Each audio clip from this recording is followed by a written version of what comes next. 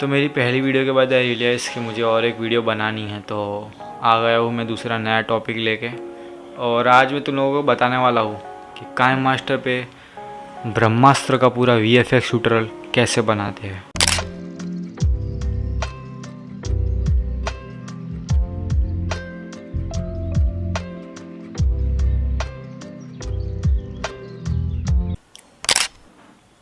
मेरे ऊपर के स्टेटमेंट से प्लीज़ मेरा फ्यूचर जज मत करना, क्योंकि मैं एक भोला भाला क्रिएटर हूँ। सबकी ज़िंदगी में एक ऐसा फेस आता है, सॉरी फेस आता है, जिसमें तुम लोग सोचते हो कि आज तुम्हारे 10 सब्सक्राइबर हो जाने वाले हैं 10 मिलियन में कन्वर्ट।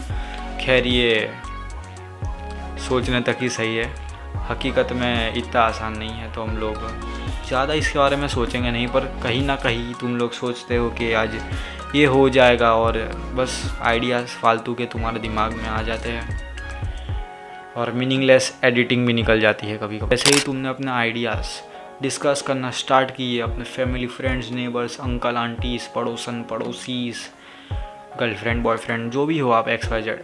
फिर आपको पता लगता है कि आपका आइडिया एकदम फुद्दू था, और फिर आपको लगता है कि हाँ ये कहीं ना कहीं ये लोग बात सही कह रहे हैं और मैं लूल क्रिएटर हूँ। और लूल क्रिएटर से मतलब नहीं है कि आपको मोटिवेशन खो देना है अपना। तो आज meaningless ideas and meaningless edits के बारे में हम बात करने वाले हैं।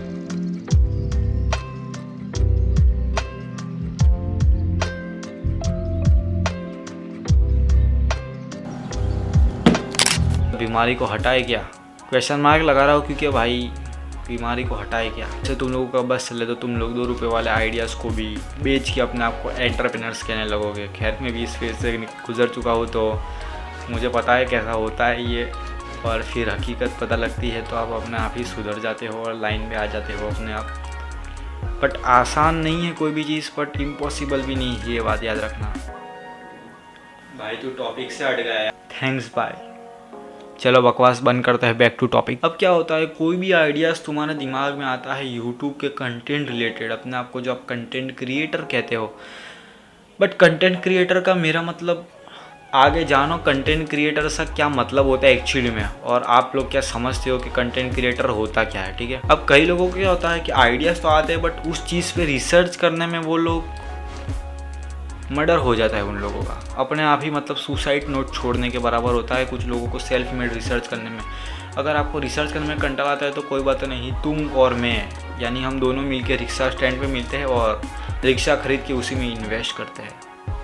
क्या कहते हो। आइडियाज़ के लिए 3 मेन चीज़ें इंपॉर्टेंट है। सबसे पहली है रिसर्च, दूसरी है प्लानिंग, और तीसरी है इम्प्लीमेंटेशन कंटेंट के लिए। अब YouTube पे तुम लोगों को बहुत प्रकार की ऑडियंस मिल जाते होंगे, बट सबसे 3 प्रकार की ऑडियंस हाईलाइटेड होती है। 3 चीज़, ये थोड़ा मेरे बीमारी है। 3 चीज़ों की ऑडियंस सबसे ज़्यादा हाईलाइटेड होती है, एकदम फुल पेपर पूरा एम्बोस करके बाहर आता है उन 3 ऑडियंस को निकालने के लिए। सबसे पहली ऑडियंस होती है जो अपने आप को कहते हैं सो कॉल्ड रीलर, और दूसरी ऑडियंस होती है जो ये कहेंगे आप लोगों को, ये मैं पहले बोला था कि कंटेंट क्रिएटर जो आप लोग कहते हो, आप कंटेंट क्रिएटर हो। बट देखो दूसरी प्रकार की ऑडियंस क्या होती है। दूसरी प्रकार की ऑडियंस ऐसा होती है कि वो लोग कहेंगे कि चलो गाइस, हम इस कपड़े को पानी में डालेंगे और क्या ये कपड़ा गीला होगा या नहीं, आइए देखते हैं। इसके लिए पूरा वीडियो देखिए और इस वीडियो पे होंगे 50 मिलियन व्यूज़। और तीसरी में हम लोग आते हैं एडिटिंग वाले लोग, एडिटर लोग, जो अपनी क्रिएटिविटी दिखाते हैं अपने वीडियोस में, भले चाहे कुछ भी भौंक रहे हो, पर वो एडिटिंग इतनी अच्छी लाएंगे कि सब लोगों को लगेगा वीडियो बहुत ही जोरदार लेवल का है। अब आइडियाज़ आए तो रिसर्च करो ना, आइडियाज़ पे रिसर्च करो। वरना कुछ लोग तो क्या है कि आइडियाज़ आ जाएगा और बोलेंगे कि गूगल में आइडिया रिसर्च कर रहा हो और फिर कुछ और ही चल रहा होगा उनके गूगल में। खैर गूगल को डूगल करते हैं हम लोग और नेक्स्ट टॉपिक की ओर बढ़ते हैं। और नेक्स्ट मतलब मेरा मतलब है पहले टॉपिक की ओर के रिसर्च।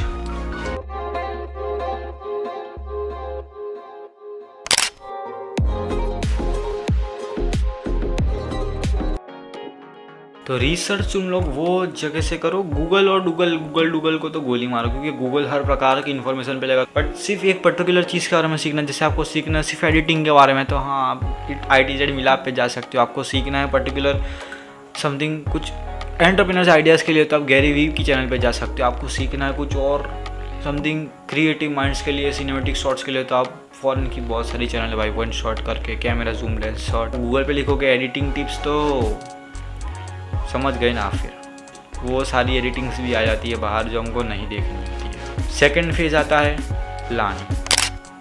तो जो भी प्लान कर रहे हो वो वीडियोस के लिए वो सारा लिखा करो, वरना कभी कभार क्या होता है कि आप लिख के उस फॉर्मेट में अपना प्लानिंग नहीं इम्प्लीमेंट कर पाते हो तो कहीं का कुछ और हो जाता है। एग्जाम्पल के तौर पे ऐसे, और इसके बाद तुम लोग जो लिख रहे हो बस वही करो, अपनी ज़्यादा शक्तिमानी बुद्धि लगाने की ज़रूरत नहीं है, वरना तुम लोग जो लिखा है उससे ज़्यादा एट ए टाइम क्रिएटिव करने जाकर मुझे इतना दिमाग आप में नहीं है। अब लास्ट एंड फाइनल पार्ट जो सबसे अमेजिंग पार्ट है मेरा और सबसे फेवरेट पार्ट है मेरा, एडिटिंग।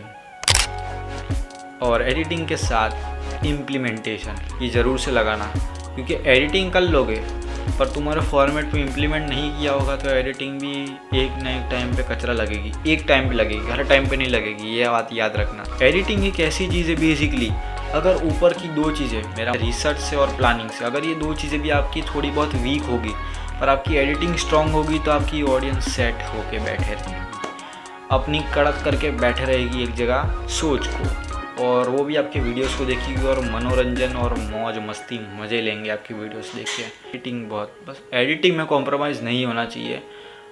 कभी कभार एक टाइम पे आपकी प्लानिंग और आपके रिसर्च पे थोड़ा स्केर्सिटी लग जाएगा तो कोई प्रॉब्लम नहीं है।